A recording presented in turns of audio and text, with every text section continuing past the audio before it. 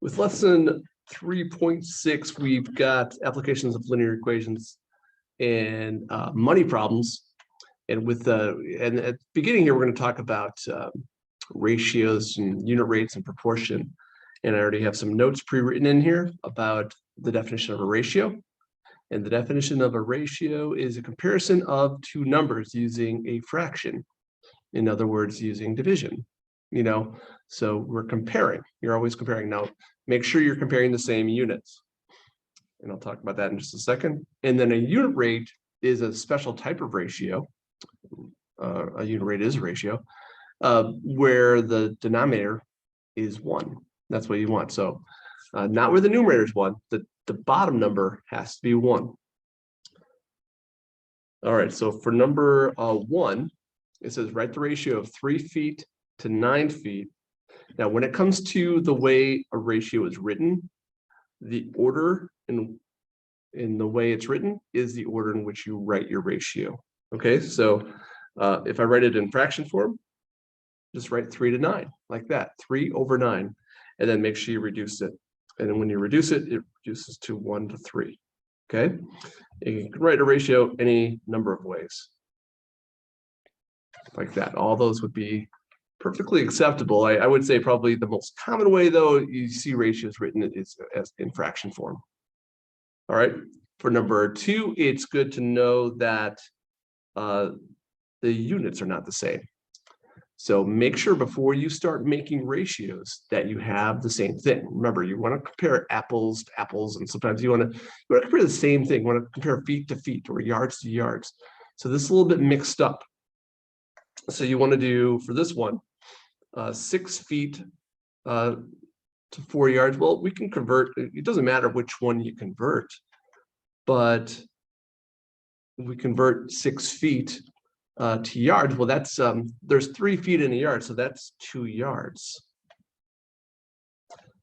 And I can just write 2 over 4, 2 to 4, which simplifies down to 1 to 2.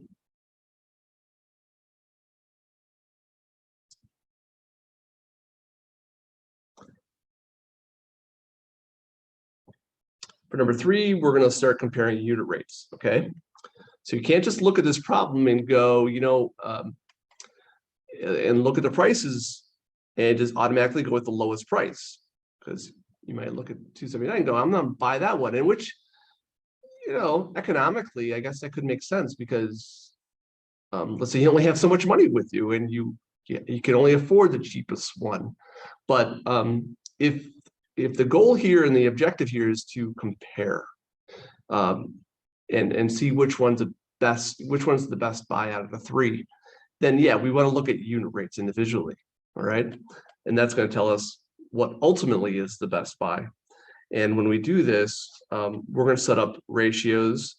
And when you do ratios, always, especially when you're dealing with money, always put dollar amounts on top.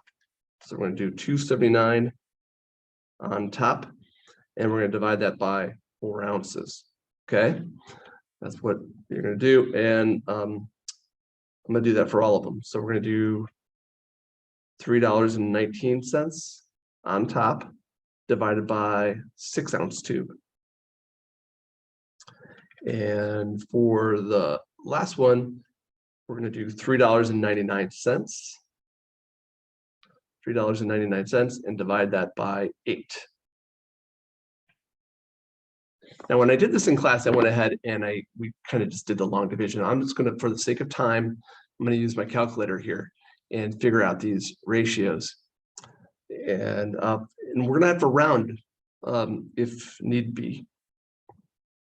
So we're going to do 279 divided by 4. And on my calculator, I ended up getting, I got this number.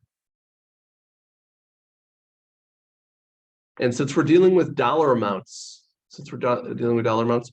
we just need 2 numbers. We just need a tens place and a hundreds place. So we need to round that value right there. So 69. Now that 9 is next to a 7. So that means we need to round that 9 up to a 10. And but we can't make that a 10. We've got to bring it over, regroup a little bit, and that comes out to 70 cents. So that's about 70 cents per ounce, okay? So that's your first unit rate right there, 70 cents per ounce. And then we're going to compare the other ones. Let's look at the other ones. So we've got $3.19, and you're going to divide that by 6. And on my calculator for this one, I got 0.53, and you got a lot of 6s here. You know, and we just, again, just like I was saying before, we only need 2 decimal places when we're dealing with dollar amounts. No one ever asks for thousandths of a dollar, right? We don't do that anymore. So you got a 3, which is next to the 1. Next to the 1. So that rounds to, well, that is a round up. That just stays 53. So we're going to write 53 cents per ounce for that one. That's what that one comes out to. And then for the third one, $3.99 divided by 8, top divided by bottom. And you get 0.49875. All right. And we only need these 2 digits. We only need those 2, but don't just truncate it, which means cutting it off. We've got to round. We've got to round properly. So it's next to an 8. So that 9 turns into a 10, which we can't put there. So we have to regroup and make that into a 5. And now we have all the unit rates we need. And we can make a proper judgment now. We can call which one's the best deal. And in this case, which seems strange, I know, the most expensive one, $3.99, it's almost $4, was the better deal. It was the better deal because this was the best deal because it's the cheapest per ounce. And I get it. Sometimes the better deal is the money you have in your account, right? You only have so much money with you. But if we're trying to be a savvy consumer, we're going to look for the lowest unit rate.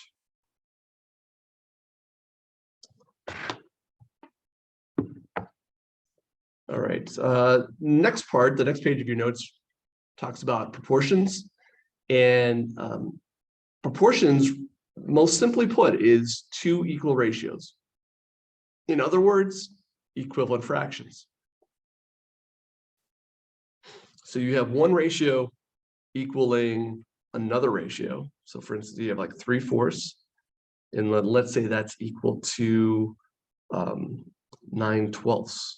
You know, 9/12. 3 to 4 equals 9 to 12. And there's a variety of ways you could tell that one ratio equals the other. You can change them both to decimals. You can reduce them both, and you could do cross products. I'll talk about cross products last. But if we reduce this one, you know, reduce this one, that reduces to 3/4. So sometimes reducing is a pretty easy way to tell that they're exactly the same. This way, which we're going to focus on with this section, is cross products, which is the process of multiplying diagonally. And when you multiply diagonally, if the cross products are equal to one another, the ratios are technically in proportion.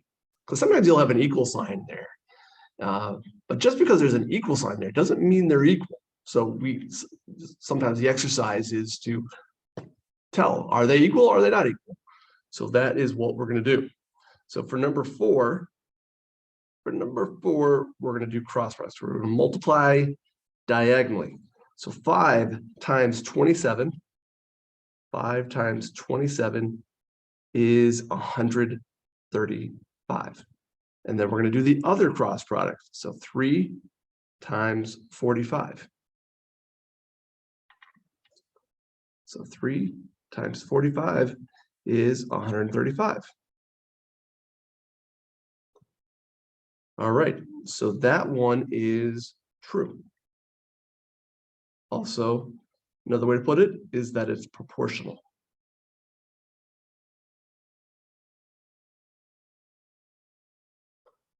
All right, let's do the same thing for number 5. Let's do cross products again. Let's do 6 times 15. 6 times 15 is 90.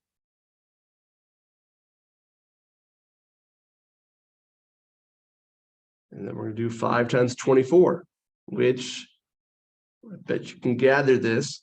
5 times 24 is not 90. 5 times 24 is 120. So right there, that equal sign is misleading. That should be unequal. Those are not equal. So this would be false. Okay. Also known as unproportional.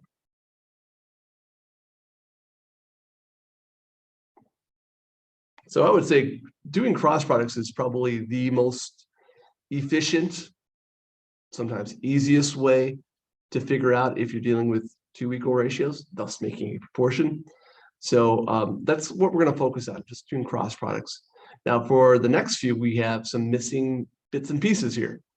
So we're going to just set up an algebraic equation here to solve it. So we got 49 times n, and then 49 times n is just 49n. And the other cross product is 14 times 7. 14 times 7 is 98. And then divide by 49.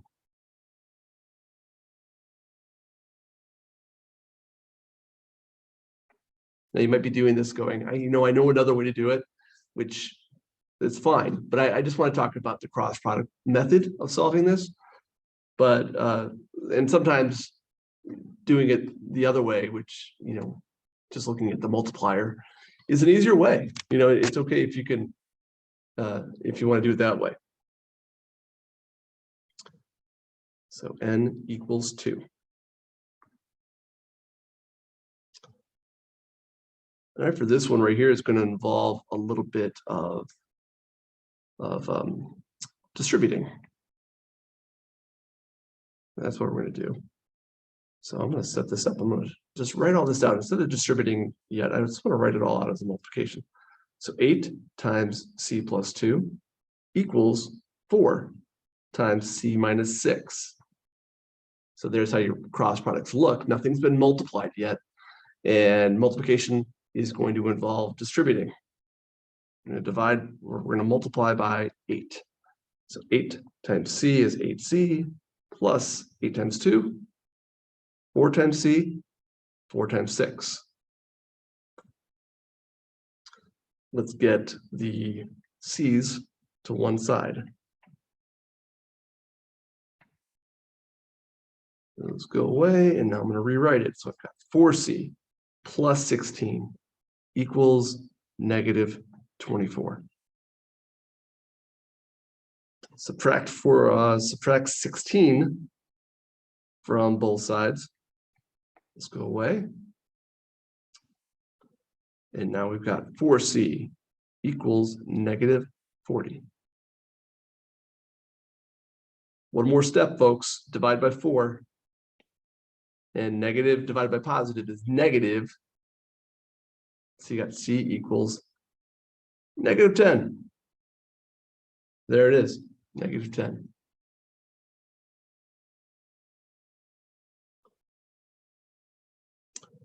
All right, number 8, State Park offers pavilion rentals for picnics, and it costs $126 to rent the pavilion for 3 hours only. And based on that information, how much would it cost to rent for 5 hours? Granted, this is proportional, and it is a proportional relationship. So let's set this up first. So set this up. Now, when it comes to setting up word problems, it's important that you set up the information left to right so that everything matches. I mean, there's other ways to set it up, but this is the way I prefer to kind of teach it. And I'm going to set up the dollar amount. I'm going to put the dollar amount on top, and I'm going to put the number of hours on the bottom. Okay. And so if we want to figure out how much it costs for 5 hours, we're going to put 5 hours on the bottom, 5 hours, and we're going to put n on top because we don't know what that is. So make sure that when you have these set up, in a left to right fashion, everything matches up. So $126, n dollars. See, left to right, that matches.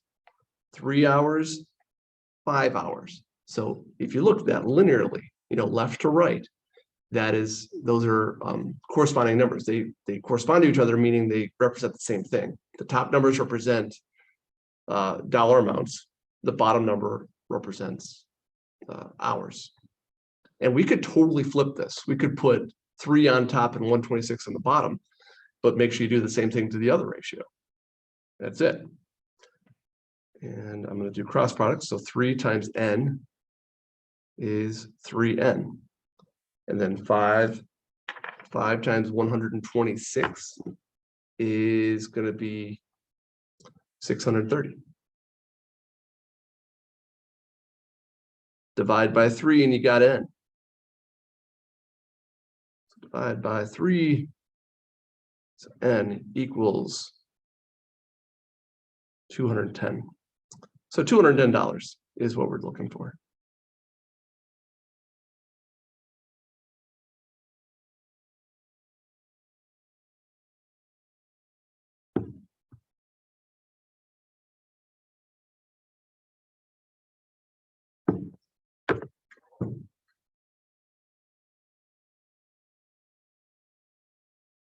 All right, for number 9, this one is referencing similar triangles and similar figures, similar shapes, similar triangles, rectangles, whatever, polygons in general.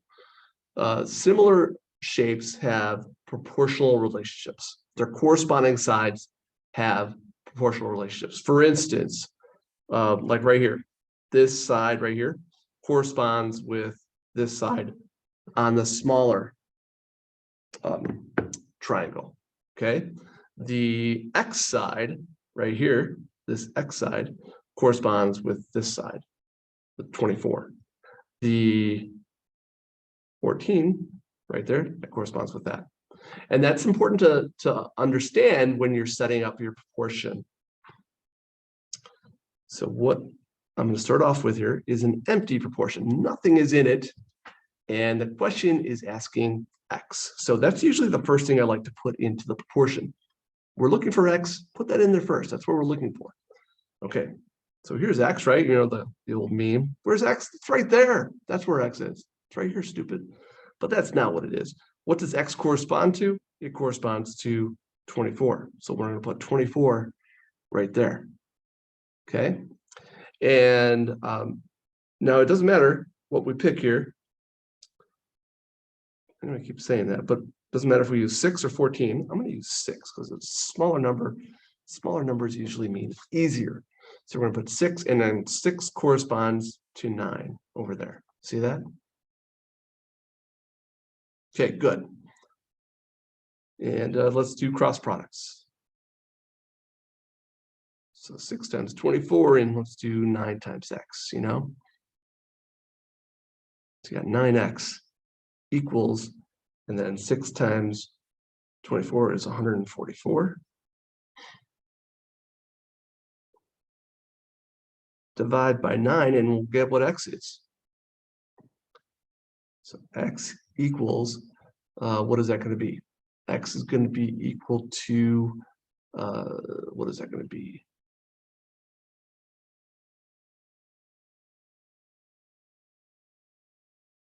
$144 divided by 9, it's going to be 1 and 16. That's what it's going to be.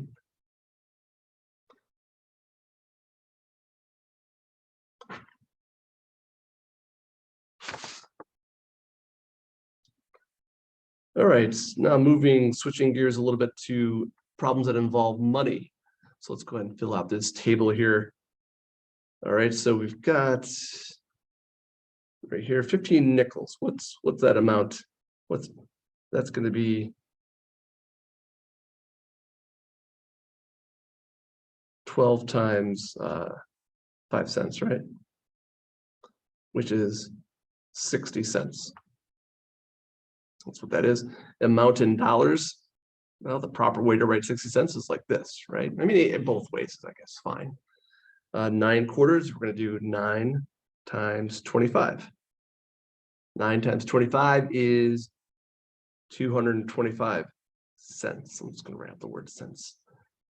And then 225 cents is $2.25. And then this next one is 12 nickels plus 9 quarters. So we're just going to add those up, which is 285 cents.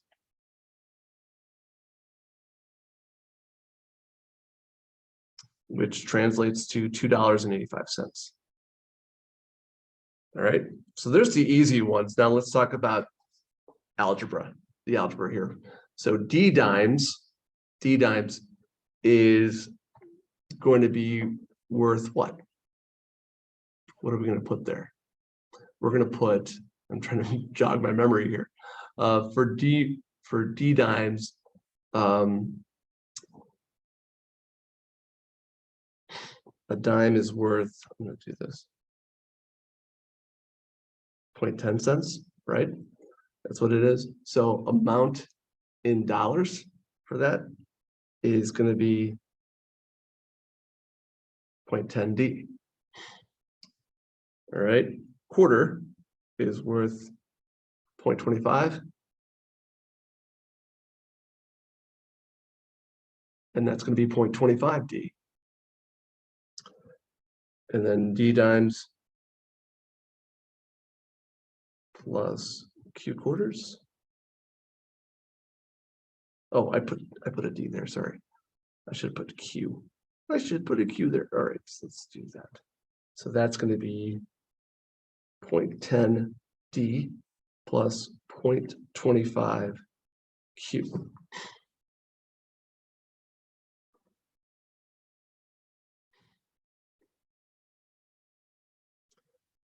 Now for these problems, for number 10 and 11, I keep feeling like I'm going to sneeze. Am I? I'm not sure.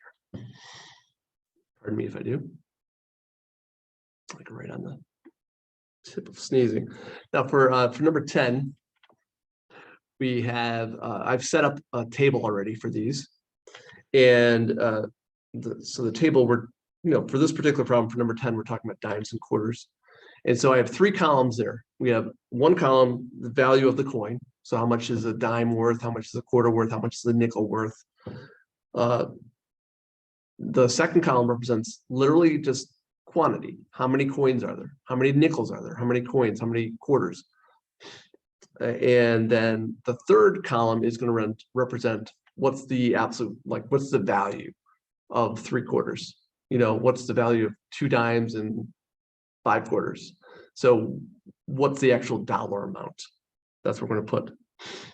So right here it says piggy bank contains dimes and quarters. So let's go ahead and just fill out the easy parts. So we've got a dime is worth 10 cents and a quarter is worth 25 cents. And the number of coins is not directly given, but it says there are twice as many dimes as quarters, twice as many dimes as quarters. So let's say we have,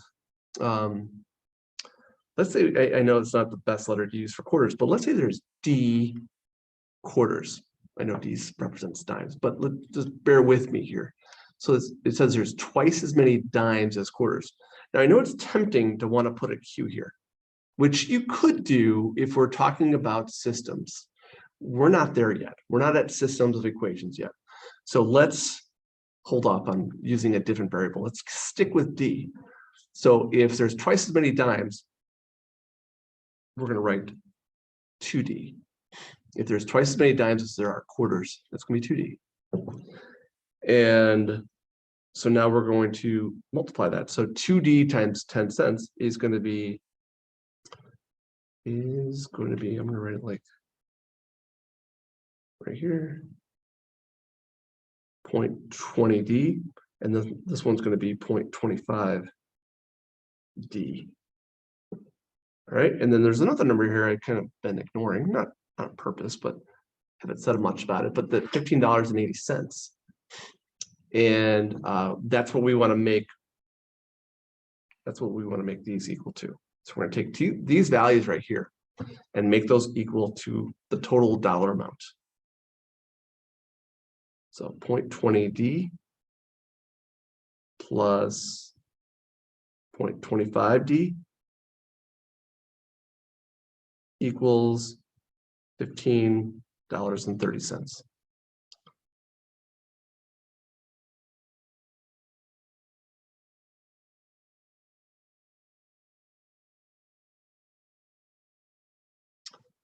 Got that, and then we're going to divide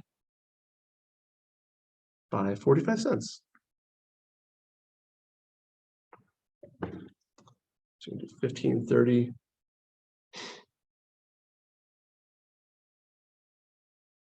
by 0.45.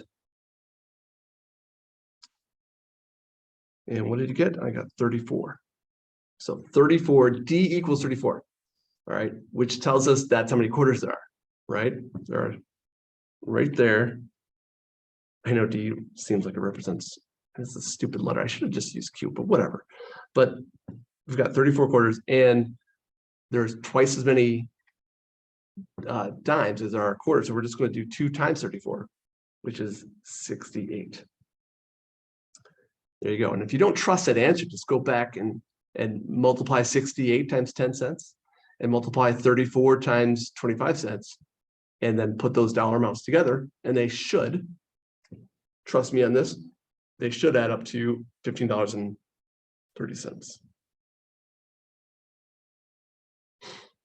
All right, number 11, a jar contains $14.35 and change. If there are only nickels and dimes in the jar, how many nickels and dimes are there? So, okay, let's go ahead. I just pre-set up this table again, and we've got only nickels. So a nickel is worth, we're going to do what we did before. A nickel's worth 5 cents. So I'm going to write the actual value of it, not just 5, but 0.05. What's the dollar amount value? And a dime is 0.10, 0.10. All right. If there's only nickels and dimes, it says there are 3 times as many dimes as nickels. 3 times as many dimes as nickels. So let's say we have N, or nickels. All right, so this is going to be 3N, 3 times that, just the sheer number of them. And then we're going to multiply these. Now, by the way, you're going to multiply, let's say this is A, this is B. This, just so you're wondering, is the result of multiplying the product of A times B. So 0.05 times N is 0.05N. And then this is going to be 0.30N. When you multiply that,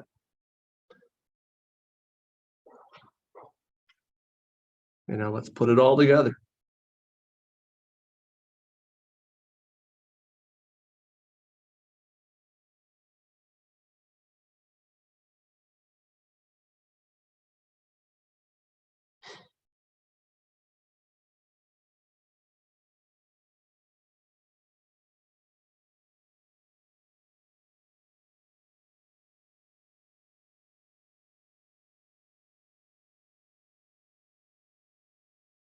One more step here to divide by 35 cents.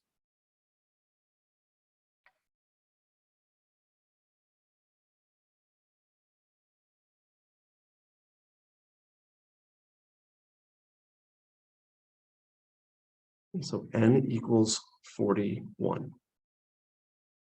So there we go. I set that one up a little better. So number of nickels, N represents nickels actually this time. The number of nickels is 41. And the number of dimes is 3 times that. 3 times that is going to be 123. 0.23. All right, now this one's not a coin problem, it's just dollars. So it says the cost to attend a play is $5 for kids, $6 for adults. The total number of tickets sold was 30 and 170 was earned. Okay, so let's set this up. So a kid's ticket is 5. So we're just going to put 5 there. Adult ticket is just $1 more, $6. And there were 30 tickets sold. Now we can't just put 30 here and 30 there. That would make 60 tickets. So we can't, and we can't just put 30 here, because then that would leave none for the adults. And we can't just put 30 here, because that would leave 0 for the kids. So we need to figure out a way to share them. And the way that we can make them share that 30 value is by using expressions. So let's say we have n number of kids tickets, n kids tickets. So the number of adult tickets is going to be the difference of 30 and n. So you're just going to do 30 minus n, 30 minus n, and then the total value of tickets.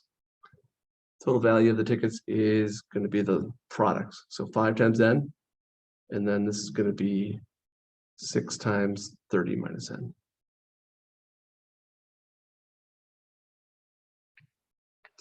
So that 5n, that's going to be a number we're going to use, and we're going to use that too.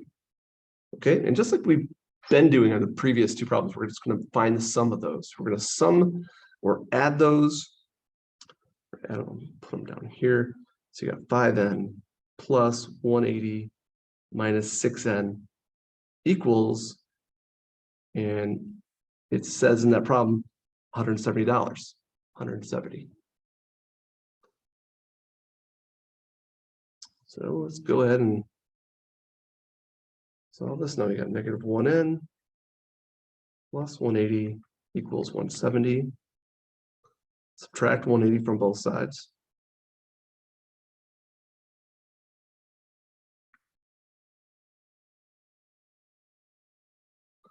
So you got negative 1n equals negative 10. Divide by negative 1, it just becomes positive 10. So that is going to be, it's purple, that's going to be 10 right there. So there's 10 kids tickets, and then 30 minus 10 is 20.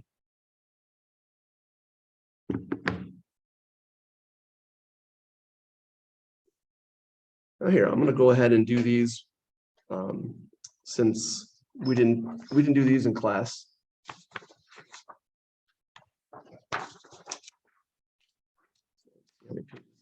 Oh, I got that. Okay. So distance. Now, yeah, that right there kind of gives it away right there. Distance equals rate times time.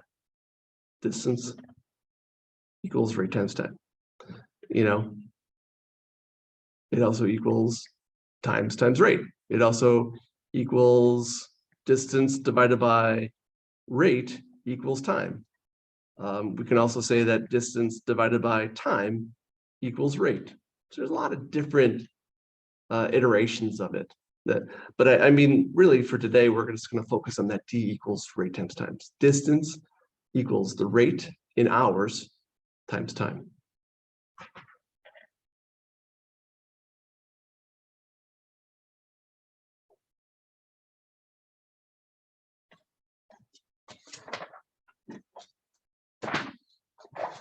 All right, so what we're going to do for number 14, okay, so we've got 2 taxis leaving the intersection at the same time, traveling in opposite directions. And you don't have to draw a picture for this, but I'm going to go ahead and draw a picture.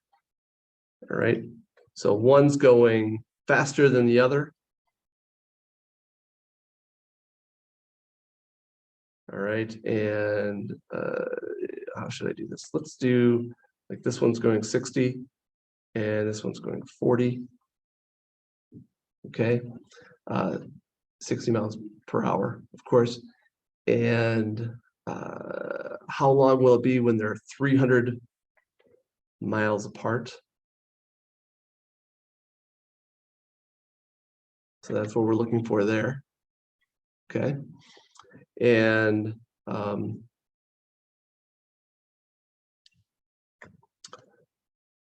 does it say here? 2 taxis.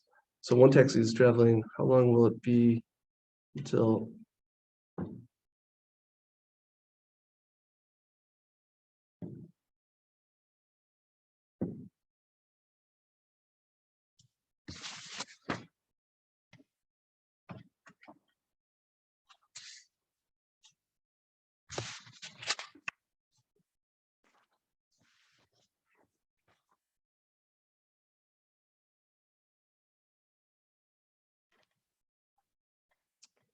Okay, so let's go ahead and do this. So we got, so we're looking for time. So we're looking for time. So rate times time equals distance, right? Rate times time equals distance. So we're going to do,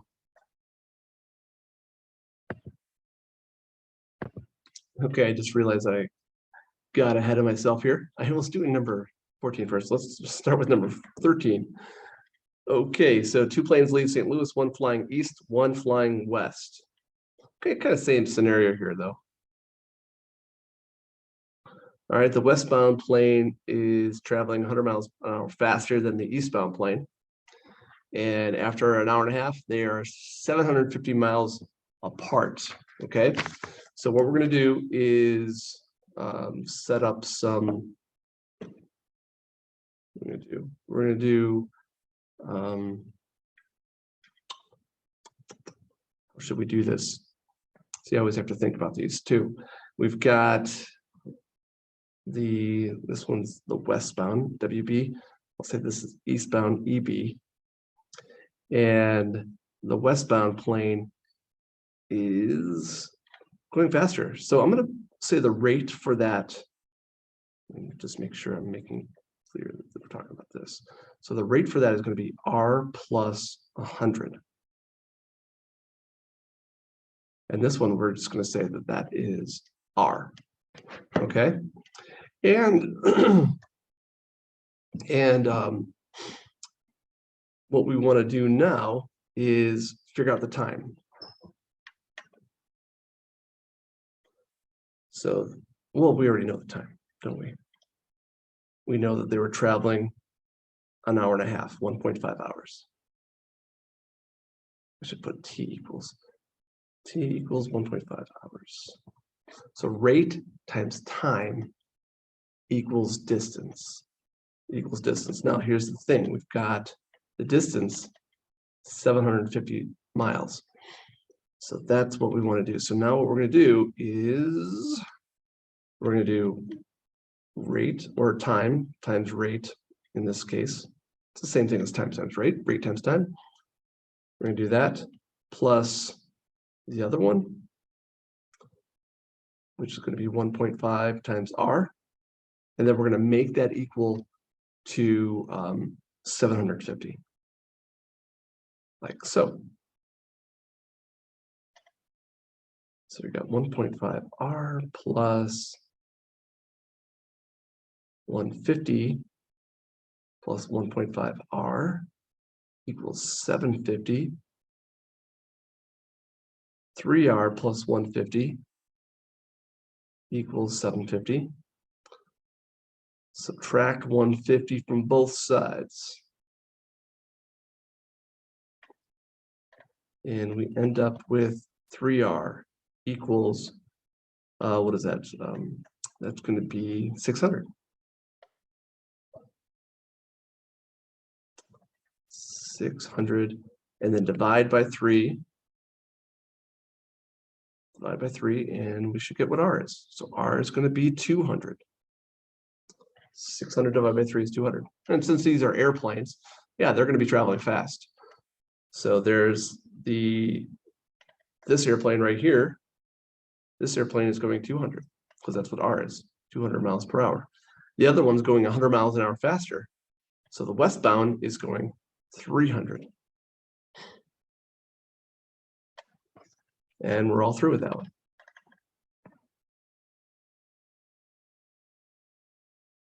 All right, number 14, we've got 2 taxis leaving an intersection at the same time, traveling in opposite directions. All right, I'm going to draw a picture for this one too.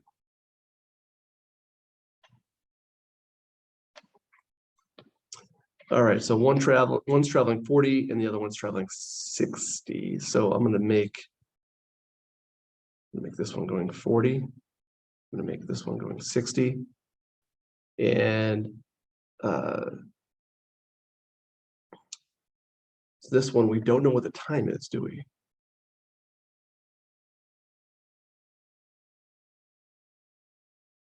So we don't know what the time is. But rate times time equals distance,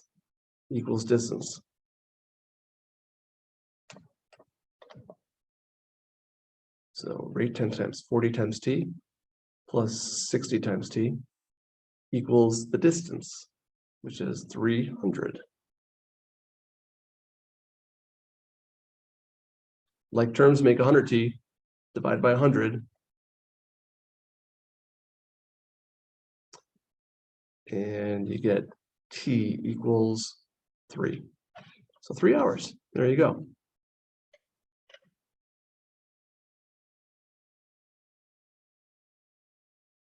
So they both have the same t we're looking for. So they're both traveling for 3 hours. One's just traveling faster than the other.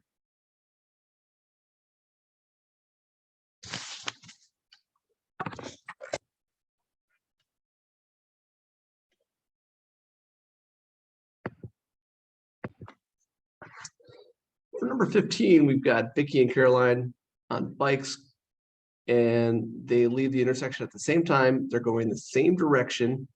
One of them's driving or riding faster. Vicky's going at 5 miles per hour. So I can go ahead and just put that information into my table. And Caroline is going 3 miles per hour. And the question is ultimately asking, after how long will Vicky be 7 miles ahead of Caroline? Okay, so for distance, we don't know what the distance is. So we do know that Vicky is going to be 7 miles ahead of Caroline. So let's say if Caroline is D, then Vicky is going to be represented by D plus 7. So however far Caroline has traveled, 6 miles, 3 miles, whatever it is, you're going to add 7 to that to get Vicky's distance, because we want Vicky to be 7 miles farther ahead than Caroline. And now that leaves nothing here for time, which I guess can be a little bit confusing for these kind of problems. So what I would recommend doing is, I think I talked about this earlier. Let me just kind of go here for a second. Distance equals rate times time, right? So rate times time equals distance. But how do we figure out what time is? Well, what if we divide both sides by r, right? Then that gets rid of the rate there. And now we have distance divided by rate equals time. Distance divided by rate equals time.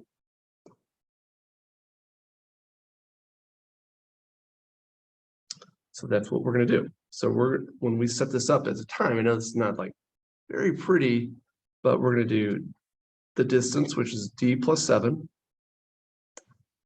and divide that by the rate, 5. And this one right here, the distance is just plain d, and the rate is 3. Okay, and since these since these values right here, the times,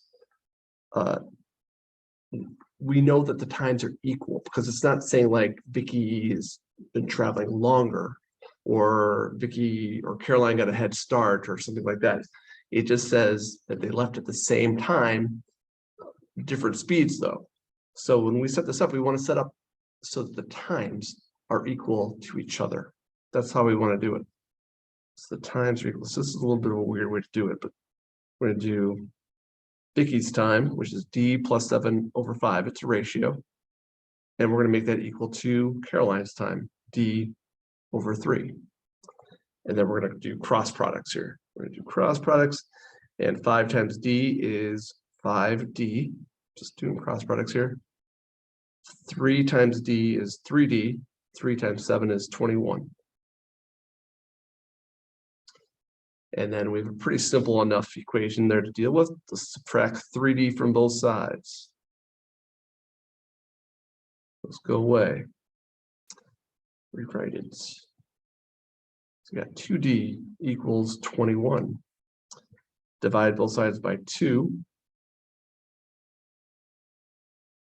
And then we got the distance, which is 10.5, 10.5, which is not what the question is asking. The question's not asking how far did they travel. The question is how long. How long did they go? Well, here, that distance is going to help us. That's going to definitely help us. So we know that the distance is 10.5. So here's the thing. So we know it's 10.5 plus 7, which is 17.5. All right, so 17.5, that is Vicky's distance. All right, Caroline's distance is just going to be 10.5. All right, so now why was that important? Why was that information needed? Well, that information right there, this information right here, can now be plugged in to right here because we now know the distance. Because the expressions that we have for time, I know this is not the easiest. These are sometimes some of the worst problems in algebra. Pardon me for doing these with you, but it's good practice to do them. But the time, you can see, is dependent on the distance. So now we know that the distance of Vicky is 17.5. So we're going to do 17.5, right? Divided by 5. 17.5 divided by 5.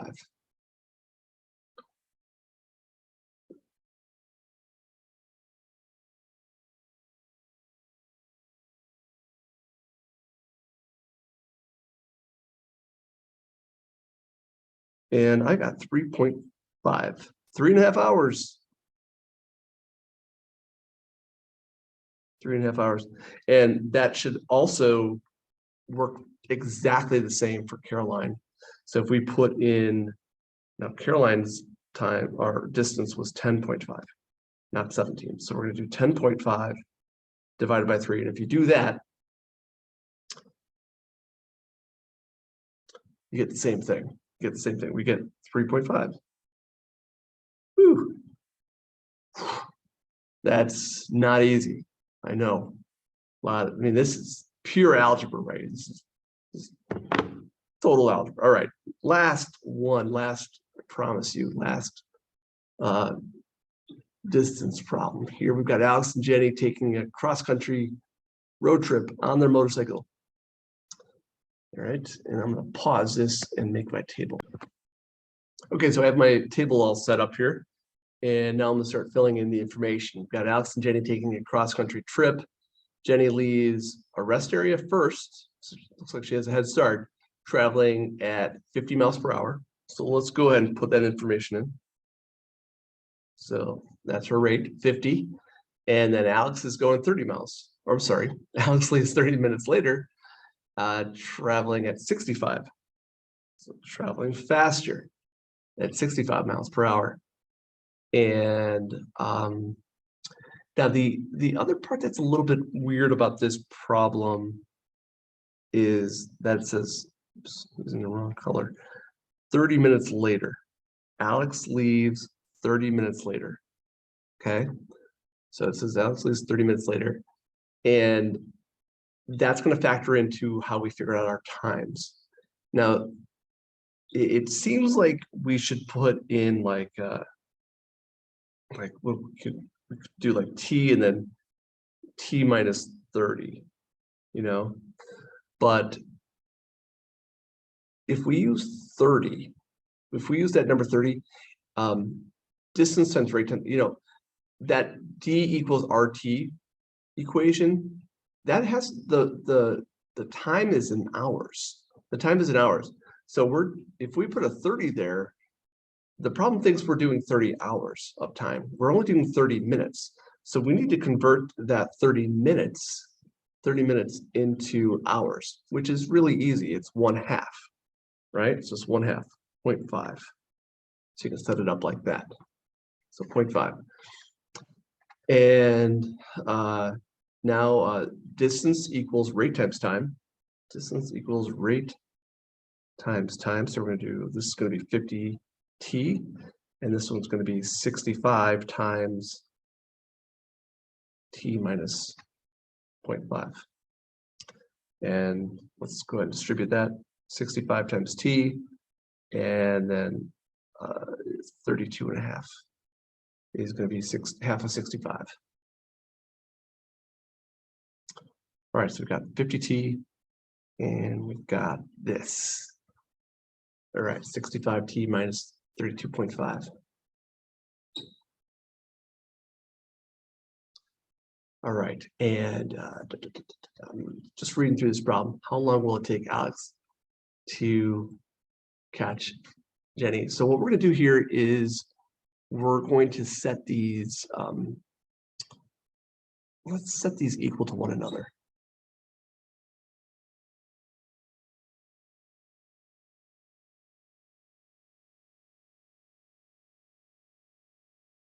So 50t equals 65t minus 32.5. So I'm going to subtract 65t from both sides.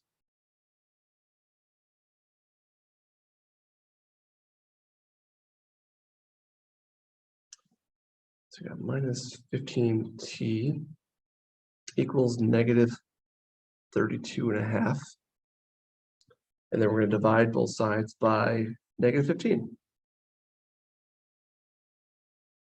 And a negative divided by a negative is positive. So we disregard the negatives now. We know that they're going to go away, which is what you want to happen. You don't want to have negative time. We're not going back in time. It's impossible to go back in time. That is mathematically, and talking about the laws of thermodynamics and relativity and all that stuff, can't go backwards in time. So we're going to get t equals, and then 32.5 divided by 15 .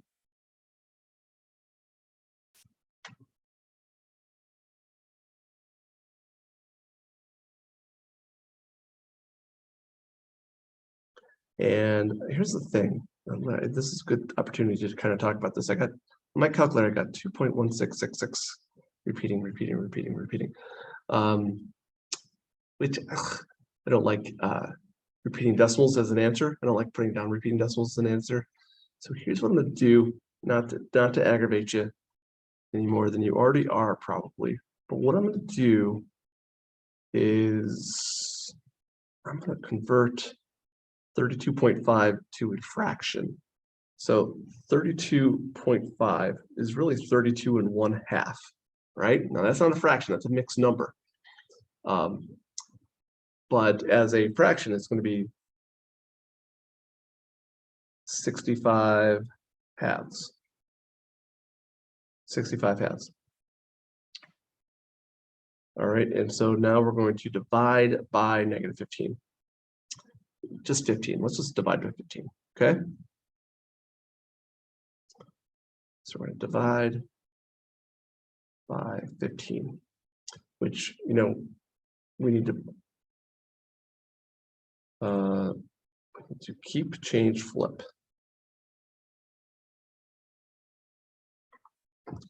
You can see sometimes leaving things in fraction form is sometimes easier. All right, or just easier to work with fractions. And I'm going to go ahead and cross cancel these as much as I can. So those divide by 5. And that's it. So now I'm going to multiply left to right. 13 times 1 is 13. 2 times 3 is 6. Okay. And I'm going to go ahead and change that like a mixed number. So 13 divided by 6 is, well, 6 times 2 is 12, and you get a remainder of 1. So there you go. There we have it. 2 1/6. Now, the reason I like that answer better is because I want to write this out in time. Now, if you tell somebody, for instance, just think about it for a moment. You tell somebody, going back to this, hey, I'll be there in 2.16 repeating hours. Yeah, they might look at you like you're crazy. It's like not a realistic way of describing a time. Even 2 1/6 is not the best way, but that's not too far off. But 1/6 of an hour, 1/6 of an hour is easy to figure out in minutes. It's easy to figure out in minutes. So 1/6 of an hour, is, just a matter of multiplying by 10. So multiply by 10 here, multiply by 10 here, and it's 10 minutes. That's what that is. That's 10 minutes. So we got it. We got it. So the answer is 2 hours, 10 minutes. Not 2.10. It's not the same thing. It's 2 hours, 10 minutes. And that's the answer for that one. Whew. Okay. All right. I hope you enjoyed that. All right. I'm sure you did. But that's algebra right there, man. That's pure algebra. That's good fun. All right. So we're done. All right. I'll see you on the next video.